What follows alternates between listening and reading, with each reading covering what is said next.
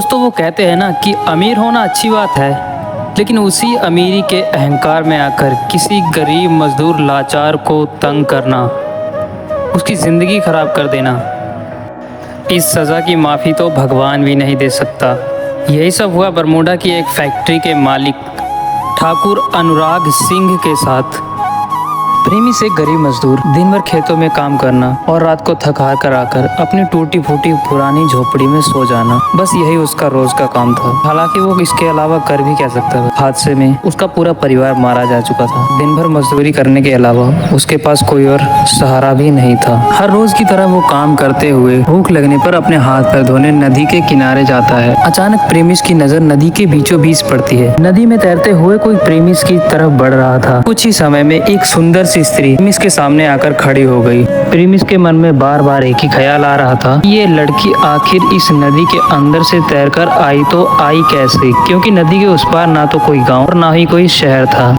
अब आगे तुम कौन हो? मैं इस गांव की नहीं हूँ। मेरे पिताजी व्यापारी हैं। हम लोग व्यापार करने जहाज में जा रहे थे, तभी समुद्री लुटेरों ने हमारा जहाज लूट लिया और हम लोगों को नीचे फेंक दिया। वो तो मुझे तैरना आता था, इसलिए मैं तैरकर नदी के किनारे आ गई। यहाँ आप सुरक्षित नहीं है। आप लोग एक काम करिए, मेरे साथ मेरे गाँव में चलिए। हम लोग बाद में जल्द से जल्द कोशिश करेंगे कि आपके घर वालों से मिलवा दिया जाए। समुद्री लुटेरों ने मेरे पिताजी को भी मार दिया है और उनके अलावा मेरा इस दुनिया में कोई भी नहीं था। किससे मिलवाओगे तुम मुझे? मेरा कोई जीवन साथी नहीं है। वैसे तो मैं आपको अपने पास रख लेता, लेकिन मेरे पास एक टूटी फूटी झोपड़ी के अलावा कुछ भी नहीं है और मैं खुद एक मजदूर हूँ। इज्जत के साथ सर ढकने की जगह मिल जाए मेरे लिए वही बहुत है। मैं और कुछ नहीं चाहती। सूखी सूखी खाकर टाइम काट लूंगी।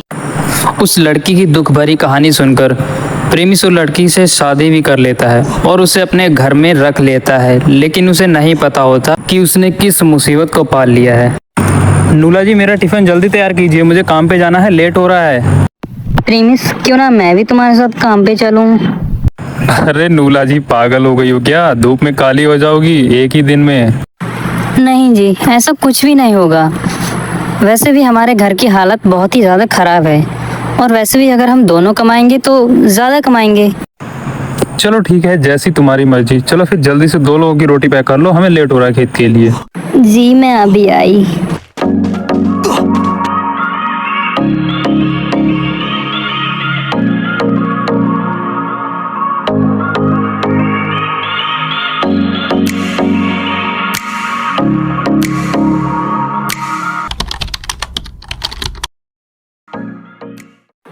प्रेमिस, हम लोगों ने जो काम किया है उसमें से कुछ पैसे बचे हैं, तो मैं चाहती हूँ कि तुम उन पैसों से जाकर एक ऑटो खरीद लो और ऑटो चलाने लग जाओ, क्योंकि उसमें पैसे भी ज़्यादा मिलेंगे और मेहनत भी कम लगेगी।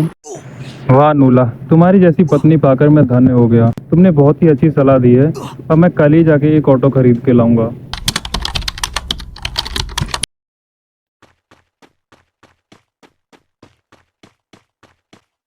साहब, मुझे एक ऑटो खरीदना है। ए बीड़ू, अपन के पास एक ही ऑटो बचे लाए, पूरे 2 लाख का। क्या लेंगा, क्या बोल? ठीक है साहब, मुझे 2 लाख वाला ऑटो दे दीजिए। ऑटो खरीदने के बाद प्रेमिस बहुत ही सच्चे मन से ऑटो चलाता है और खूब अच्छी खासी बचत भी कर लेता है और वो नूला के लिए सरप्राइज़ के तौर पर एक बड़ा सा घर खरीद के रख लेता है।